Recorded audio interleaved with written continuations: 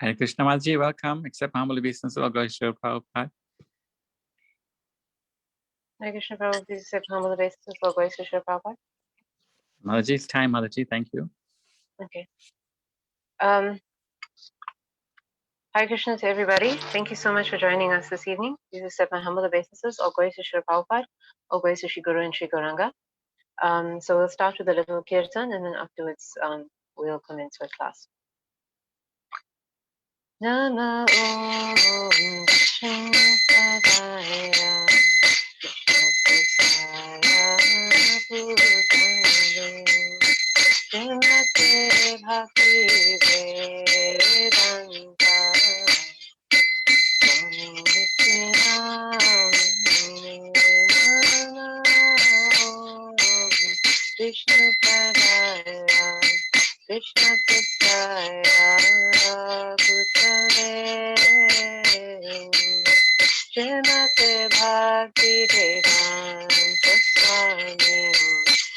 Swami Namo Namaste Saraswati Devi Gauravani Pujarine Nirvishesha Sunyavadi Vastutyadishitarine Namaste Saraswati Devi Gauravani Pujarine Nirvishesha Sunyavadi Vastutyadishitarine Jaya Shri Krishna Chaitanya Prabhu Nityananda Shri Advaita Gadadhar Srivasadi Gaura Bhaktavinda Jaya Shri Krishna Chaitanya Prabhu Nityananda Shri Advaita Gadadhar Srivasadi Gaura Bhaktavinda Hare Krishna Hare Krishna Krishna Hare Hare Hare Rama Hare Rama Rama Rama Hare Hare Hare Krishna Hare Krishna Krishna Krishna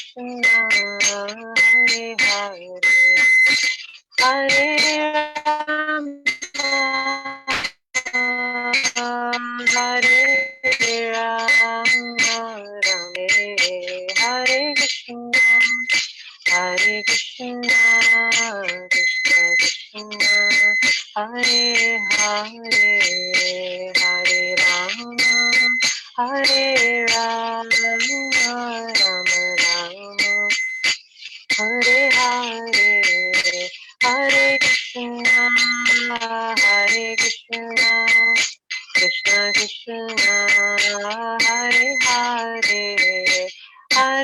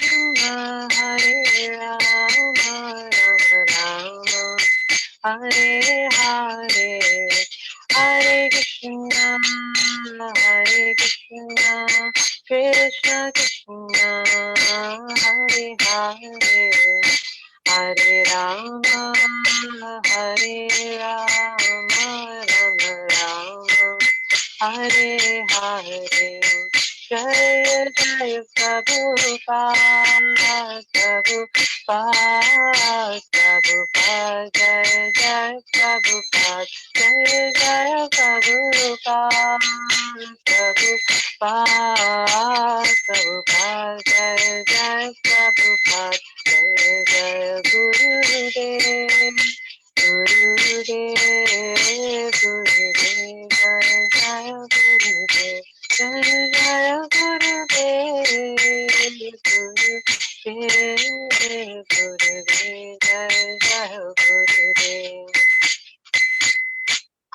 Prabhupada ki jai, Shishta Hari Bol. So, Hare Krishna to everybody. Thank you so much for joining the class today. So, we're going to speak on a slightly different topic. Sometimes we hear about these techniques that we can utilize in our spiritual life, and we wonder whether it actually has any relevance to devotional service. So let's see whether we can establish this by looking at scripture and our previous acharyas and examples of wonderful devotees. So I pray to all of you for your blessings in order to do justice to this class. Om Namo Bhagavate Vasudevaya. Om Namo Bhagavate Vasudevaya. Om Namo Bhagavate Vasudevaya. So we are going to read from Srimad Bhagavad Gita as it is, chapter 8, text 7. Tasmat sarveshu kaleshu mamanusmara yudhyacha mayarpita mano buddhir mam evaishyasi asamshayaha. Translation and purport by His Divine Grace A.C. Bhaktivedanta Swami Srila Prabhupada. Srila Prabhupada ki jai.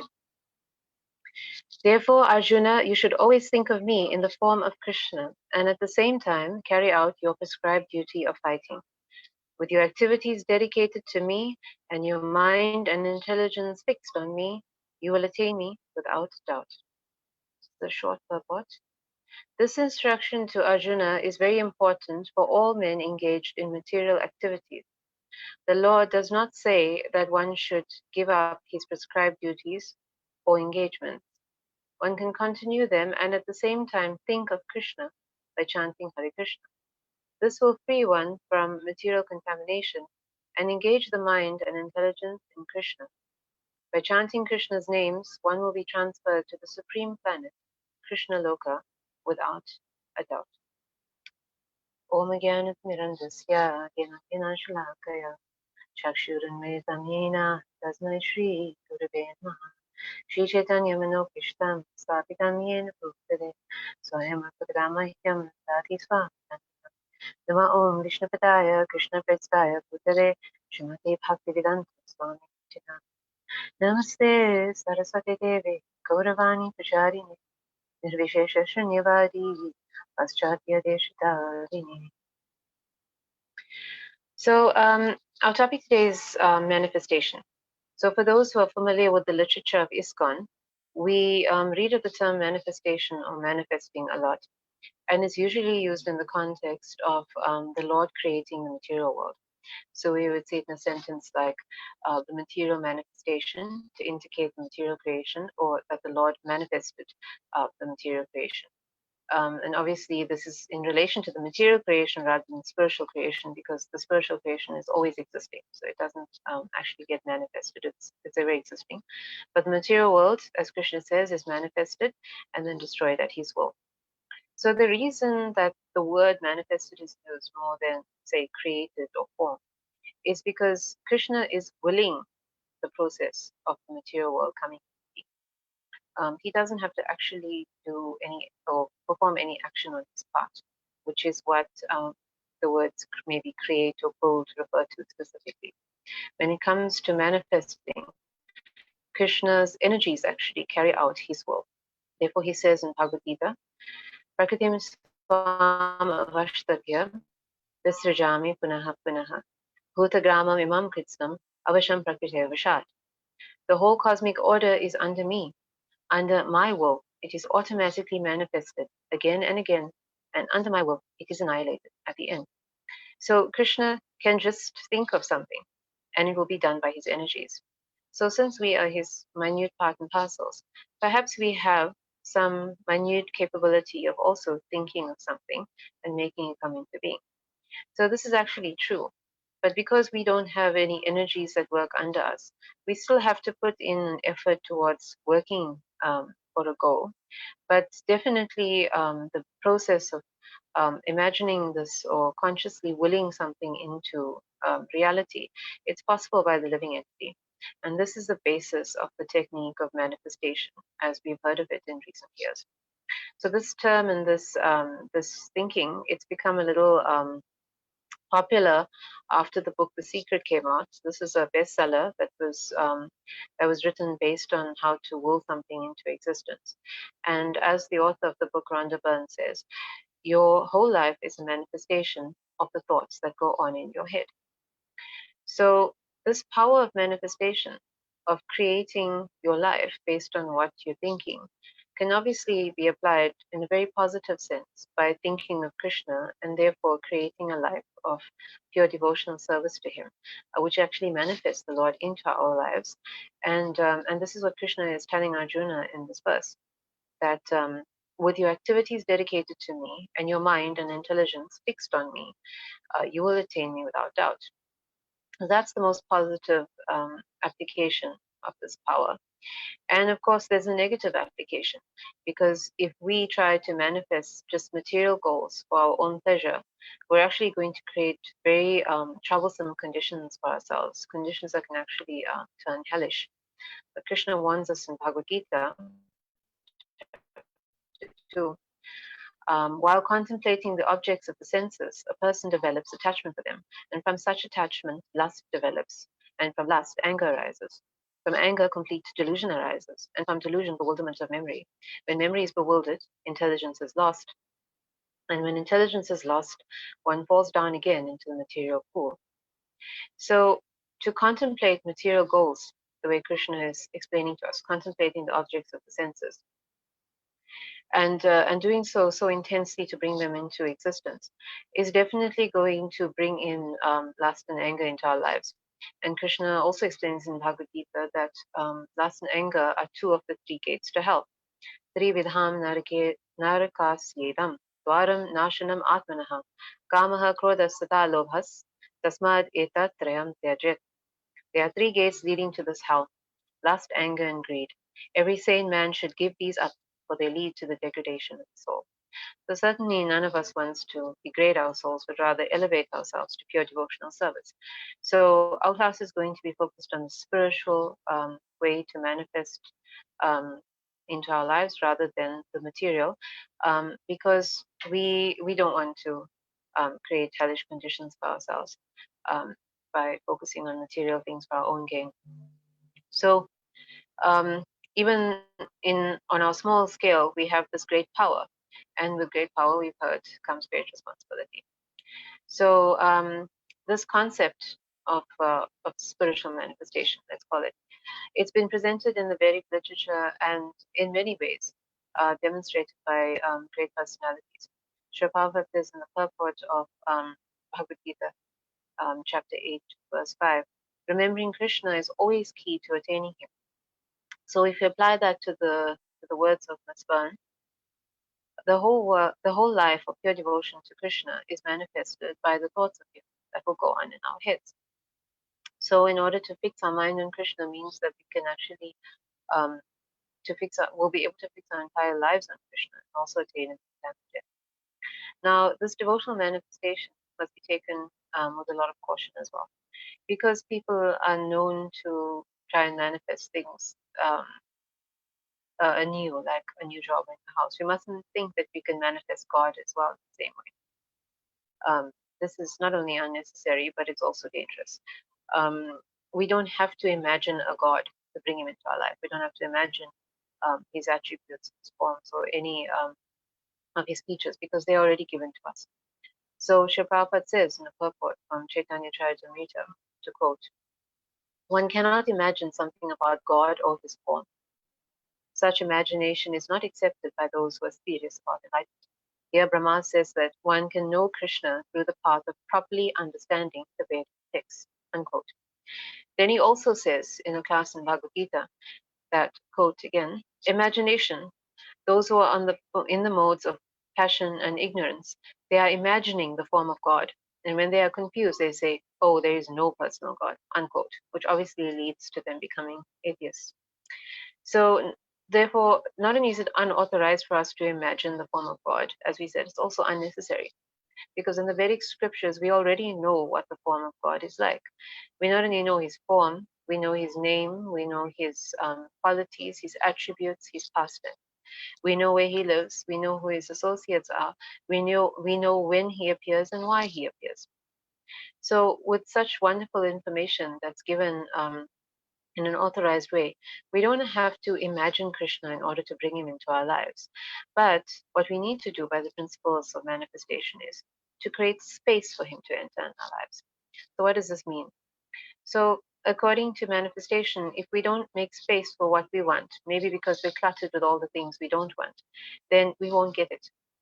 So if we apply that in the spiritual sense, our daily lives that are so full of so many thoughts, words, deeds, and the thoughts, words, and deeds of actions that are not related to spiritual life will not lead us to having enough time in our day or even in our life in general for Krishna to be in our lives. So that means that if we have negative thoughts, speculative thoughts, um, useless discussions, bad habits, material attachments, and so on. All of these will take up so much space within our mind, within our speech, within our actions, and within our lives that we actually won't have any problem with. So if we clear these obstacles, then we can make space for Krishna to enter. And one of the tools that's utilized a lot in manifesting is writing. If we see something in front of us, it's more easier for us to organize our thoughts. So if we want to get rid of a lot of obstacles that we have to making Krishna's presence more felt in our lives, then it's a good tool to write it down. We all have our personal set of obstacles that we consider that we want to get rid of. And we can also sit down with solutions to the problem or get advice from others as to how to get rid of these obstacles also. So in addition to writing down the obstacles that we need to get rid of in a practical way, we should also write down how we can attain our goal. If we're um, obviously working towards the goal of attaining Krishna, then this is where devotional service comes in. Because devotional service is that concrete and solid step towards attaining Krishna. The same way in the process of manifesting, we want to take concrete steps because that's very important for us to do something practical. Manifesting is not just an act of sitting and wishing something into existence. So maybe we want to improve some activity that we're already engaging in, like we're already chanting 16 rounds a day, then we might want to increase the quality of our rounds. We might want to make more of an effort to rise earlier to chant our rounds. We might want to increase the number of rounds. We definitely want to hear ourselves more clearly. Perhaps we want to read more scripture, study more scripture systematically, or maybe we want to introduce a new spiritual process into our lives, maybe taking up a new hobby to please the Lord, or maybe even try to help build something for the Lord. Whatever it is, we have to just understand what our motivation is behind it, because motivating factors are also very important for spiritual activities and manifesting. If we know that our motivations are clear and pure and are dedicated to Krishna, then our service becomes pure devotional service. If we have any other kind of motivation for what we're doing, then it's not pure. Um, Even if we're cooking the very best recipe for Krishna, we're trying to maybe outdo someone else, if we're trying to uh, attain something for uh, the wrong reason, just to look maybe very learned, we're learning verses, then it's not pure devotion service. Our motivation always has to be to please Krishna. Once we understand what our motivations are, it makes it easier for us to attain what we're setting out to attain. So that is one of the hardest parts that's over. And for us in spiritual life, it's easier because we know that everything must be done to please Krishna. So next we have to write down what these solid steps actually are. And something that's very important in devotional service is to start by offering our respects and obeisances to our spiritual master and our param spiritual master, Srila Prabhupada. So this is something that's unique to a spiritual manifesting process, because in the material world, there's no real authority when we want to do something that we can take guidance on usually, especially if it's these personal goals. But in spiritual life, we always have to take guidance and instruction from a spiritual authority, because the process of devotional service is given to us by our spiritual teachers. We don't have the ability to approach Krishna on our own. Lord Chaitanya says, even at his elevated level, that he is the servant of the servant of the servant of those who serve Krishna. So, in the same way, we are also the servants of the servants of those who serve Krishna. Even in the spiritual world, the highest associates of Krishna, like the gopis, they're also serving under in a spiritual hierarchy, because those who are dearest to Krishna know how to please. So, if we take shelter of them, they will teach us how to please, how to attain the goal of reaching faster. And also, if we please them who are so dear to Krishna, then he will be more pleased with us.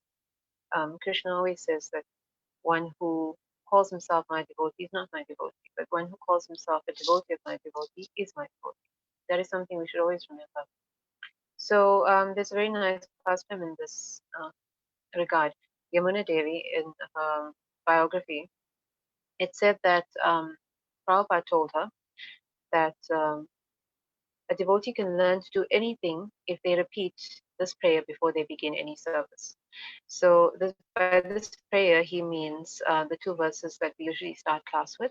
Om Jnanatimirandasya Jnananjana Salakaya Chakshurunmilitamena Tasmai Shri Guruvena Shri Chaitanya Vinokishtam Saptamena Bhutale Swayam Rupkadamahyam Dadati Svapadantyam. So just by these two powerful verses, Srila Prabhupada has told us that we can actually learn to do anything. Before we start any activity, if we remember and we repeat these two verses, praying sincerely for guidance, we'll attain a lot of success in whatever goals we set out for. So Yamuna Devi always followed that. She always recited these verses before she performed any spiritual activity.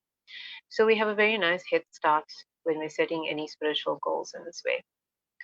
So then when we take tangible steps towards the goal of attaining Krishna by devotional service, we have to see on an individual basis what these steps might be. So it means we have to try and be as specific as possible. So if we're taking the example of writing a book for Krishna, we can't just again sit and wish that it would happen. We have to think of what kind of topic we'd like to write, how we get the experience to write it, how and when we'd make the time to write it, what steps we might take to get it published, how we could raise the finances, and so on. So it's like sitting down and making a plan before we just ask the universe to fulfill it for us. So that means that whatever we want to manifest, especially, of course, whatever we're manifesting for the Lord's service, requires some initiative on our part and some activity on our part. We know that everything eventually comes down to what the Lord wants. As Srila Prabhupada always says, not a blade of grass moves without the Lord's will. But in the same way, we can't sit back and expect that the Lord must do everything. We will make an effort, and the Lord will reciprocate with us if it is His desire to help us in that effort. We know from the Damodarastakam story, from the story of Damodar Leela, which Damodarastakam is based, those 2 inches that Maria Yashoda just could not find, that she was always short, represents her effort to tie him up, his effort to be allowed to be tied up. And that is how we have to be in this world as well. Whatever we're trying to do for Krishna, we have to make an effort and then depend on him reciprocating with us in that regard. So if he sanctions what we want to achieve in his service, then it will proceed accordingly. And if it doesn't, we have to accept that as his mercy also, because he knows what is best for us under all circumstances. So in that regard, we are told in the manifestation process to actually imagine what it would be like if we achieve the goal, so that we can feel that positive energy and have that focus. And that's also very important, because these things help us to become stronger in our resolve. sometimes in spiritual life, we may just get bogged down with a lot of external restrictions, like how we can't achieve what we need to because maybe we have some material constraints, or because we don't have the talent or the ability to do it. Maybe we just have some emotional or mental self-worth, or expect failure all the time. And that is not good either, because even though we understand that the path of spiritual life is not always easy, we have to have faith that we haven't been handed a path that's impossible for us to perform. Even if it's difficult, we can always make an effort, and Krishna's mercy is so great that it'll help us overcome any obstacle that's on our path to spiritual life. We have to have that faith in him. So if we have any of these inadequacies, we have to be honest about them and address them, address these thoughts, so that when we do so, the actions will follow more easily. So particularly this negative self-worth, it must be addressed, because we must not confuse it with humility. When Lord Chaitanya tells us how to be humble in the Shikshashtakam, he says that, of course, we must be lower than the straw in the street, more tolerant than a tree, devoid of all sense of false prestige, and ready to offer all respects to others.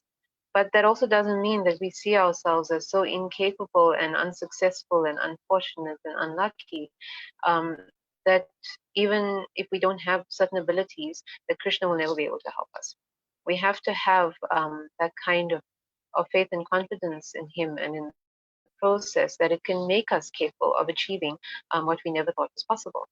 So this is explained, this kind of positive energy is explained in the Nectar of Instruction, verse 3, which Srila Rupa Goswami calls Utsaha Nishayad, and that refers to enthusiasm and confidence.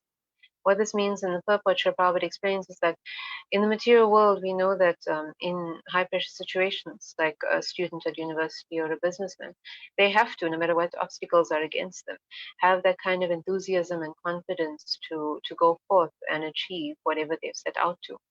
So in the same way, he says that those that have devotional goals have to be the same. About confidence, he says, as a devotee thinks, Avashya Rakshibe Krishna. Krishna will surely protect me and give me help for the successful execution of devotional service. That is called confidence.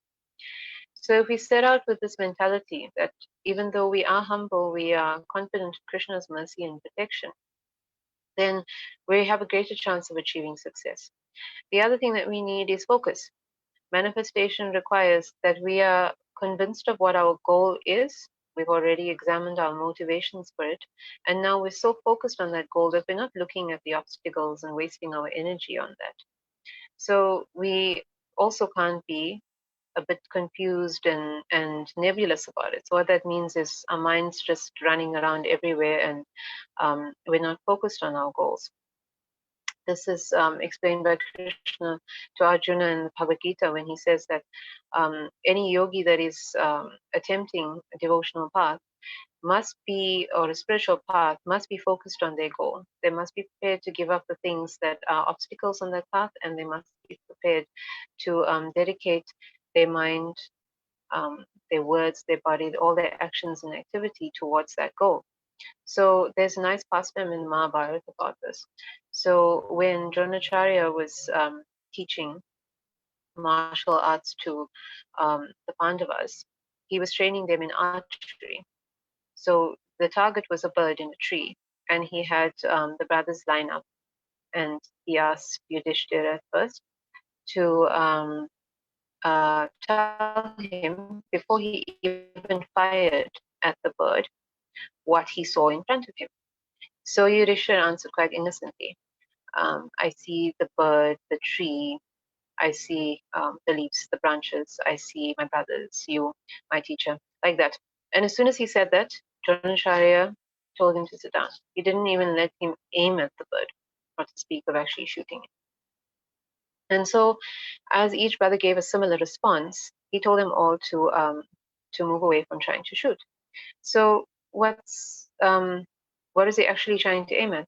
When Arjuna was asked the same question, the only answer he gave was, all I see is the eye of the bird. Because of that laser-like focus, he was allowed to aim at the target, and of course, he hit it because he wasn't distracted by anything else. He wasn't looking at anything, whether it was an obstacle or whether it was a good thing, like maybe his brothers or his teacher. Everything, the only focus he had was the eye of the bird, and that's why he was allowed not just to fire at it, but also to, he was successful in hitting it. So, in the same way, when we are on that spiritual path, we have to have that kind of focus and determination as well. We can't be distracted by obstacles, nor can we be distracted by things that we think are favorable, but are actually not, like the so-called good things of this material world. So Krishna says in Bhagavad Gita, Vyavasayatmikam buddhir ekehe kurinandana, bahu shakha hi anantasha, buddhayo vyavasayinam. The translation: those who are on this path are resolute in purpose, and their aim is one. O beloved child of the Kurus, the intelligence of those who are irresolute is many branch.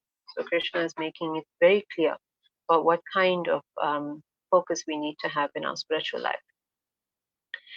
So now, once we've created that space in our lives for Krishna, when we've cleared out all the anarthas, when we've taken determined steps towards Him by sincere and loving service, when we've got that positive energy, that enthusiasm, and that confidence and focus, then we also have to be patient and wait for the results. As we said, we are dependent on whether Krishna decides to fulfill our desires or not, and patience is a very important quality. It's essential for manifestation, and it's obviously essential for spiritual life. The same nectar of instruction, verse 3, that we discussed a little earlier, mentions patience as well. Utsaha nishya dheryat. The dheryat is patience. And Srila Prabhupada gives a very nice example in the purport of this verse, that a newly married woman may be very anxious to have a child, but if she's just married, she can't expect a child immediately. She has to develop a relationship with her husband. She has to wait for a child to develop and then be born. And then she can have that joy of motherhood. So, in the same way, we have to cultivate this quality of patience. Krishna wants this quality within his devotees. It shows that we have trust in him, whether he's going to fulfill the aspiration that we're aiming for, and that patience, of course, we know is its own reward. So, if we're successful in manifesting what we desire, then according to manifestation, it says that the universe will fill that space that we've created within our lives for the desired goal. So, what does that mean to us in spiritual life? So, we know that by universe, it refers to this material creation. And this material creation is but an energy of Krishna. Devi Yesha Gunamayi Mamaya Duratya. So she's delivering results to those who are manifesting things maybe in a material sense. But what is she doing for the devotees? She's testing us. This is why patience is so important. When we want to make advancement in spiritual life, the duty of the material nature, Maya, is to test us, to ask us, is this what you really want? Do you really want spiritual advancement? Do you really want the achievement of your spiritual goals? Or are you just passing some time and waiting and seeing what happens without the real focus that you need? When we show her that we're serious about manifesting a proper and serious spiritual life, then she actually gives us an opportunity to engage in devotional service by stepping aside. And then the spiritual energy, Shrimati Radharani, she takes over. Again, in Bhagavad Gita, it said, Mahatmana Sumam Partha Devim Prakritim Ashritaha Bhajanti Ananya Manaso Gyata Bhutadim Avyayam. Osana Prita are those who are not deluded, the great souls, under the protection of the divine nature. They are fully engaged in devotional service because they know me as the Supreme Personality of Godhead, original and inexhaustible. So what does that mean?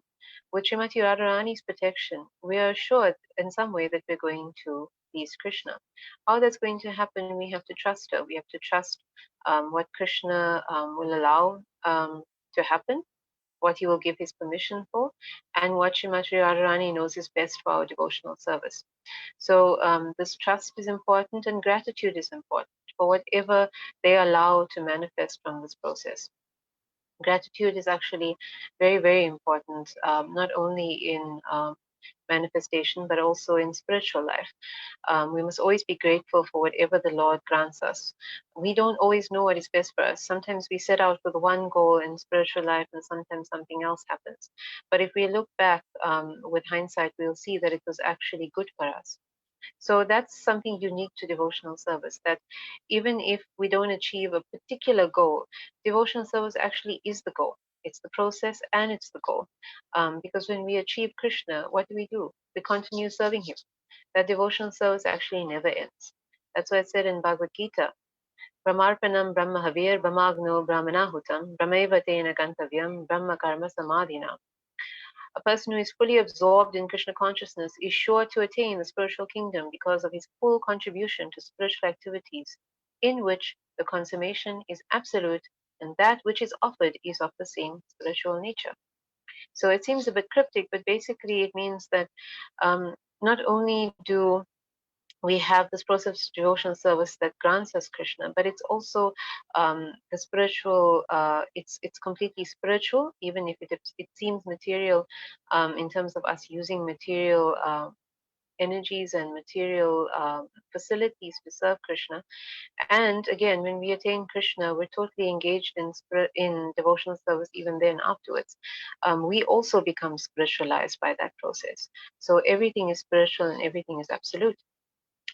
So, therefore, with that right goal and that right mindset to achieve it, by taking the right actions under guidance, trusting the process, and being grateful for whatever happens, this process of manifestation becomes real in spiritual life. So, we have some wonderful examples. We're going to discuss two. The first is the gopis of Vrindavan, because we can all understand that their goal is always Krishna. In any way and in any circumstance, he is all they ever want. They're always planning carefully on how to achieve him, and they're always focusing on him only, despite whatever obstacles they are. Therefore, they're able to overcome so much in order to have his association. And why do they want that association? It's so that they can please him. That's their only motivation. They don't want to attain Krishna for their own pleasure, for any other reason. They just want to serve him and make him happy. And for that end, they're willing to give up anything. Their determination is so extraordinary that there's no parallel in this material world. They'll give up things that are so dear, like their reputations, their homes, their lives. So that's the complete dedication that always grants them that desired association with Krishna. But all their activities are still regulated. They still act under instruction, as we've discussed. Their authorities are like Lalita Devi, Purnamasi, and of course, they're all obedient to Sri Radha. So they're not acting in a completely uncensored way. They have their guidance and their instructions, but still they're also enthusiastic and confident, as we also discussed about serving Krishna, and they're patient. When he took their clothes on the banks of the River Yamuna, they had to wait for him to fulfill that promise, but they did so patiently. And of course, although they are so humble enough to consider themselves mere cowherd girls, and they know that Krishna is this exalted, extraordinary, beautiful, educated personality, they still have that determination to achieve him. It doesn't put them off. So their focus, in fact, is so great that we know that when some gopis were kept from um, attending the rasa dance, they even gave up their lives in that focus. They were thinking about Krishna so much in their rooms when they were blocked by their families from going to see him that they just gave up their lives that way. And they weren't even distracted by seeing Lord Narayan. We know that Krishna took a four-handed form when he was hiding from them. And although they offered their respects when they thought they were seeing Narayan, they just wanted to know where Krishna was. They just want to attain him. So if they're not going to be distracted even by one of the Lord's other forms, they're certainly not going to be distracted by anything material. That's the kind of of great focus that they have. And in fact, their absorption is so great that when they couldn't achieve Krishna's association in the Rasadans, when he hid from them, they were able to manifest Krishna's pastimes because they were thinking about them so intently. It's actually said that by Yogamaya's power, those pastimes were happening right there as they were enacting them. So that's a really amazing display of the power of manifestation. So we know that yogis can manifest great powers and planetary systems and all kinds of things. But who else can manifest the Lord's own beautiful pastimes? That's extraordinary. So even then, when Krishna didn't appear before them, they went to the banks of the Yamuna and they sang his glories, and he was so he was so moved by their deep love for him that he actually couldn't keep himself from hiding from them anymore. So he appeared before them, and so they manifested the Supreme Lord as well. That's the power of their love. And of course, the other wonderful example in modern times of manifestation is Srila Prabhupada himself. How he came to the United States with nothing and how he established worldwide societies is the stuff of manifestation legends. He also had the purest of motivations. All he wanted to do was fulfill his spiritual master's instructions. He didn't have any personal motivation whatsoever. His determination is so extraordinary because he knew he had nothing, yet he was so convinced, despite all his humility, he was so convinced of his purpose that he was willing to take a chance, even though he had nothing, in order to achieve it. And therefore, he had that vision, as they would say in manifestation, to envision you having the things that you want. He actually told a man that he used to sit on the park bench with that there is men and money, but time is separating us from it. He knew what was there. He knew what was there and he could envision it. Yet even though he knew, he still worked so hard for it. That hard work, there's no substitute for it. There's no just wanting to do something and not putting in the work. That's why for so many years before he left for the US, he was not only following his sadhana so strictly, but he was also serving under authority. He was starting BTG. He was studying scripture, writing scripture, struggling to achieve the funds and publish his scripture. And he was also accepting when his goals were not always achieved in the way that he wanted, as we explained earlier. When his business didn't work out, when his hopes for the Jhansi Center didn't work out, he accepted that the Lord's will was that maybe this goal of his would not work out. But in the larger scheme of things, when everything worked out for his worldwide ISKCON, he understood why. So again, when we have that gift of hindsight, then we can understand why the Lord is making things work out a certain way. And of course, he was always grateful. He was always grateful to the Lord. He was always grateful to his spiritual master. He was always grateful to anyone who assisted him in his spiritual mission. This is, again, that principle of gratitude that we discussed. And Srila Prabhupada, like the gopis, could manifest because of his great power and devotion, power of his devotion, Lord Krishna and his pastimes.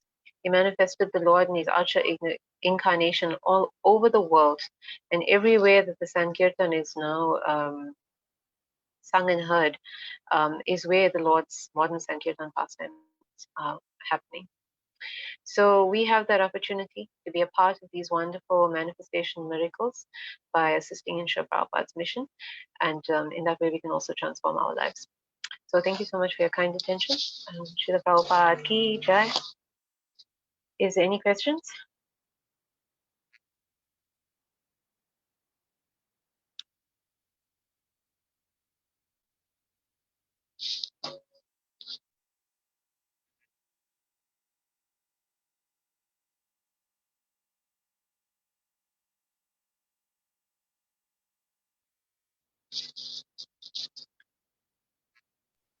Hare Krishna Mataji, thank you for the wonderful class.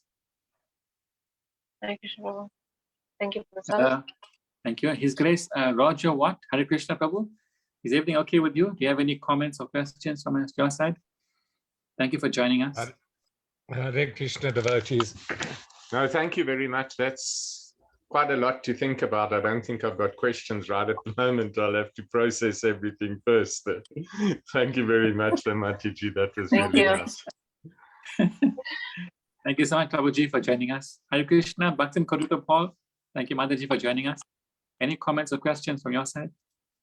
Hare Krishna, please accept my humble obeisances. All glories to Srila Prabhupada. Thank you very much, Mataji, for wonderful class. And my apologize for being late. Problems with internet. Sorry. I want to ask you, what happened when exists a competition between devotees, especially when we are cooking prasadam, everyone wants to be the best. This means we are not pure devotees, yes? I think that there must be, maybe a healthy competition, let's put it that way, if there is at all. And what I mean is that sometimes we can be motivated by somebody in a positive way rather than a negative way. So a motivation in a negative way would be like, okay, we want to be better than that person. But if we are motivated in a positive way, then we can think that, oh, that devotee is rendering such nice service. I must try to improve my service to please the Lord. Not that, we're doing it to make that devotee look less, but just so that we can also try to improve ourselves all the time. Because sometimes we get complacent in our services. We think, oh, I can do this nicely, so that's okay. And we don't make the effort maybe to learn something different, learn something better, or, like I said, to constantly improve ourselves. So if we see others, making that kind of effort and things, then we can use it in that good way rather than in a negative way. Because if all we're trying to do is please Krishna, then that sincerity eventually leads to that pure devotional service. So I think that's where it matters, that sincerity. I mean, for me, for example, I like it when it's nice when you see other people doing very good services. It's a good motivation, to make us want to look at our services and think, okay, how can I do better as well? Thank you, Mataji, very much. Thank you very much. Hare Krishna, thank you. Ravindra Prabhu, Hare Krishna, thank you for joining us. Hare Krishna, Ravindra Prabhu, are you there?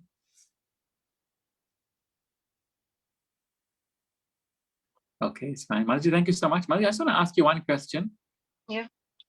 You mentioned Gaura Purnima is coming up. Could you tell us what sort of mood and what sort of preparations we should make, to run up to Gaura Purnima? Okay, so we've got a little less than a month to go before Gaura Purnima. Gaura Purnima is going to be celebrated on the 18th of March this year. So for anyone who's not sure of what the celebration is, so it is the appearance day, the divine appearance day of Lord Shri Krishna Chaitanya Mahaprabhu. So Lord Chaitanya Mahaprabhu is the Yuga avatar. He is Lord Krishna himself, who's descended in this age to teach us what the Yuga Dharma is, which is chanting of the holy names. We know that Krishna says in Bhagavad Gita that he comes to establish the principles of religion, along with, of course, destroying the evil, those who are miscreants, and protecting the devotees. So establishing the principles of religion is something that must be done by the Supreme Lord. Religion can't be manufactured by anyone else. So in order to make the holy name, the Yuga Dharma, Lord Chaitanya came to teach that. So I think that it's nice in that run-up if we are focusing on these holy names, if we're trying to improve our own personal japa, the quality and quantity of it, and also trying to, in as many ways as possible, give the holy name to others. So perhaps through Sankirtan or through book distribution, through even simple preaching efforts to those that we know. And then, it's also nice to find out if we can render some assistance to our local centers. And if we're not at a center, then we can plan how we can serve the Lord in our own homes. So whether we have his deity form or whether we have his pictures, we can always have a little celebration. And Srila Prabhupada has taught us that the formula for these celebrations is, it's it's always sweet and simple. There's kirtan, there's a little class, there's prasadam. So even if we have that kind of program in our homes, it will please the Lord very much. If we are able to fast for the festival, then we can. Generally, it's fast till moonrise. Check the moonrise time in your locality. But otherwise, cooking a nice feast for the Lord is also, and honoring prasadam is also very important. So I think we're going to have some classes to glorify Lord Chaitanya's activities and the lessons that he came to teach us. So we'll look forward to that. Thank you. Krishna Mataji, thank you for the wonderful class. And also thank you very much to Aditi Mataji for joining us. Thank you to Karuna Shakti Dasi for also joining us. Hare Krishna. Thank you so much, Mataji. Do you like to end up with some kirtan? Is there any more comments or questions before we round off? I do agree with the Roger Watt Prabhu. There is a lot to process. Even I'm going to take some time to process it. So, but thank you so much, Mataji. The concluding points was very nice. Thank you so much. Hare Krishna. Thank you. Thank you for the service. So we're going to sing a little bhajan in honor of, yesterday was the appearance day of our Param Guru, Srila Bhaktisiddhanta Saraswati Thakur. And this is a popular bhajan by Bhaktivinoda Thakur. O He Vaishnav Thakur. O He Vaishnav Thakur, Doyara Sagara, Veda Shekaruna Gauri. O He Vaishnava Thakura, O He Vaishnava Thakura, Doyara Sagara, Veda Shekaruna Gauri. Diya Parachaya Sharaya Maya Tomara Charana Dhori. Diya Parachaya Sharaya Maya Tomara Charana Dhori. Jaya Bhega Domi Jaya Dhosha Shodhi Jaya Guna Dehora Se. Jaya Bhega Domi Jaya Dhosha Shodhi Jaya Guna Dehora Se.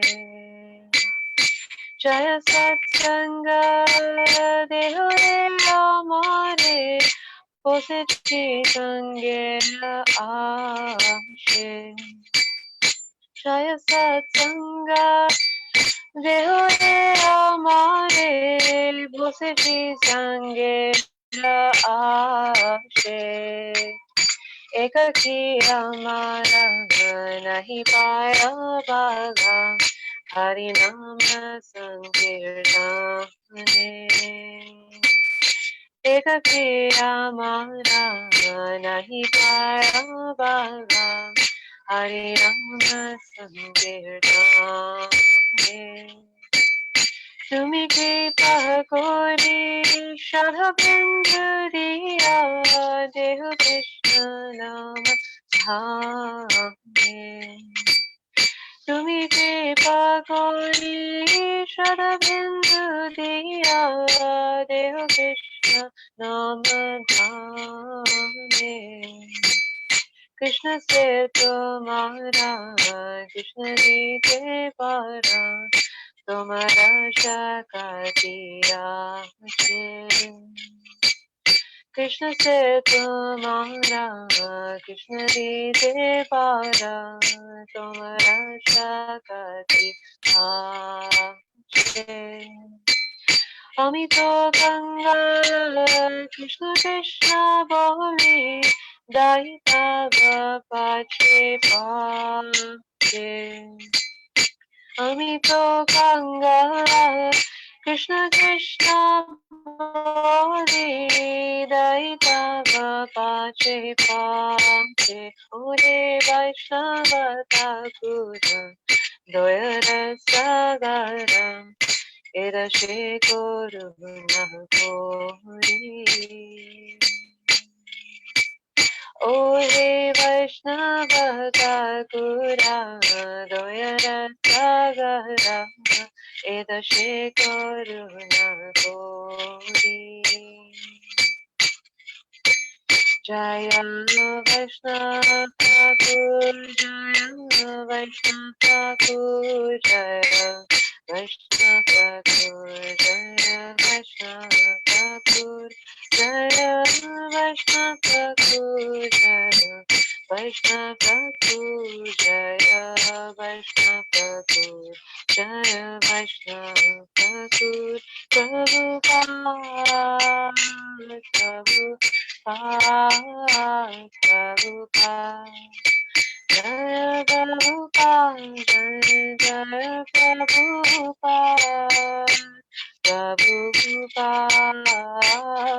Prabhupada, Jaya Jaya Prabhupada. Translation. O Venerable Vaishnava, devotee of Krishna, O Ocean of Mercy, be merciful unto your servant. Give me the shade of your lotus feet and purify me. I hold on to your lotus feet. Teach me to control my 6 passions. Rectify my 6 faults. Bestow upon me the 6 qualities, and offer unto me the 6 kinds of holy association. I do not find the strength to carry on alone the Sankirtan of the holy name of Hari. Please bless me by giving me just 1 drop of faith with which to obtain the great treasure of the holy name of Krishna. Krishna is yours. You have the power to give him to me. I am simply your servant running behind you shouting, Krishna, Krishna. So there's some comments here at the bottom that the 6 passions are those pertaining to words, the mind, anger, the tongue, the stomach, and the genitals. The 6 faults are overeating, attachment to material things, inability to follow regulative principles, sense gratification, useless idle talk, and impure habits. 6 positive qualities are enthusiasm in practicing devotional service, firm faith in devotional processes, a strong desire to attain Prema Bhakti, a favorable service attitude, avoidance of non-devotees, and appreciation of the company of devotees. And the 6 methods of association are to go to an assembly of devotees, to invite devotees into one's home, to discuss and hear devotional topics, to take the Mahaprasad of devotees, and to offer Mahaprasad to devotees. So thank you so much for your kind attention. And have a safe and wonderful week. Srila Bhakti Siddhanta Saraswati Thakur ki jai, Srila Prabhupada ki jai, Shri Shantai Gopyamanande, Hari Hari Krishna.